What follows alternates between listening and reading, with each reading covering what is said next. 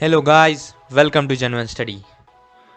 आज हम बात करने वाले हैं एटमॉस्फेयर के बारे में। हम बात करेंगे एटमॉस्फेयर के डिफरेंट लेयर्स के बारे में, यानी कि एटमॉस्फेयर में कौन कौन से लेयर होते हैं, और यह एग्ज़ाम पर्सपेक्टिव से बहुत ज़्यादा इम्पोर्टेंट टॉपिक है। Let's get started.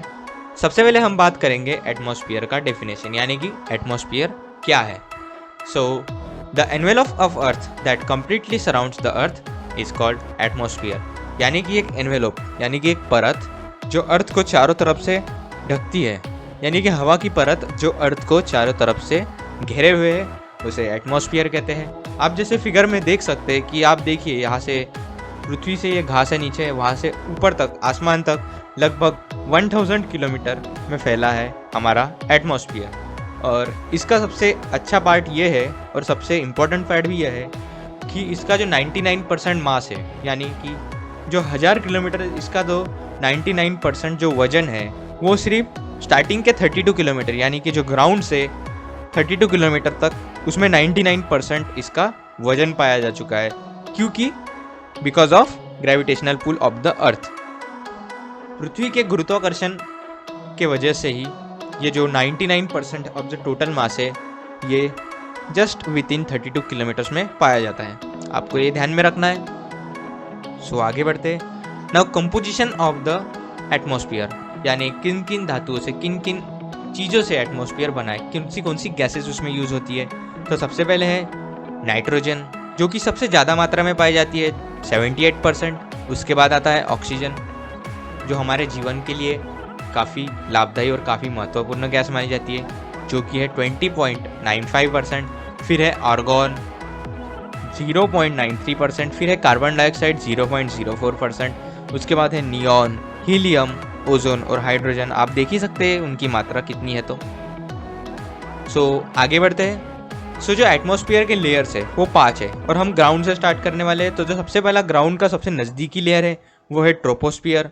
फिर आता है स्ट्रेटोस्फियर, फिर आता है मेसोस्फियर, फिर थर्मोस्फियर और फिर एक्सोस्फियर। और अभी हम इन पांचों लेयर्स के बारे में अच्छे से जानकारी लेंगे। तो सबसे पहले हम बात करते हैं ट्रोपोस्फियर के बारे में।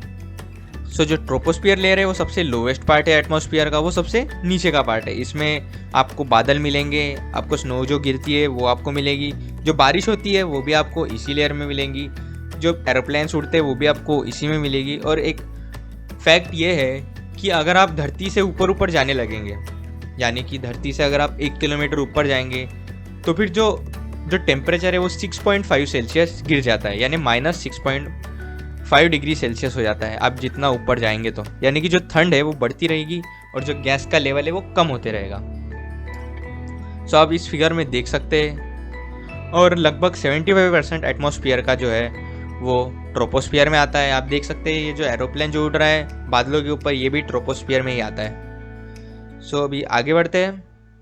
जो नेक्स्ट है वो है स्ट्रेटोस्फियर। अभी स्ट्रेटोस्फियर इतना इंपॉर्टेंट क्यों है?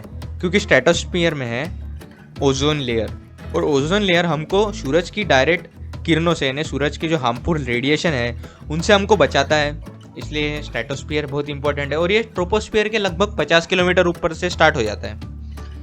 आगे बढ़ते हैं। आप देख सकते हैं ट्रोपोस्फियर जो है,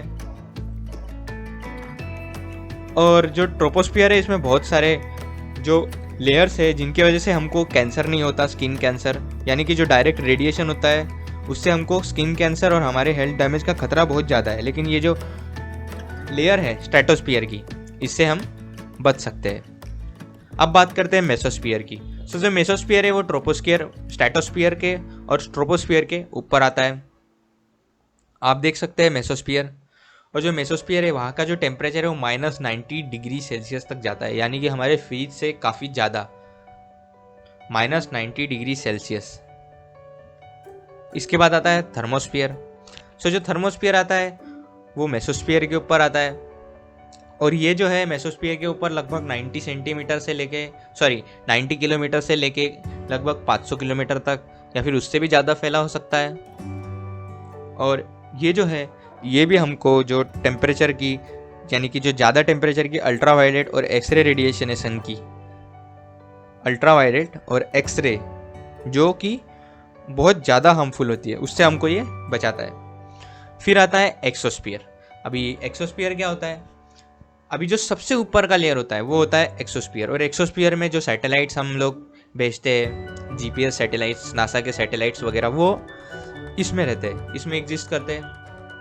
और यहाँ पे ग्रेविटी बिल्कुल ज़ीरो होती है, सो आप देख ही सकते हो, और ये लगभग 500 किलोमीटर तक फैला हो सकता है। सो बस आज की वीडियो में इतना ही। Thank you.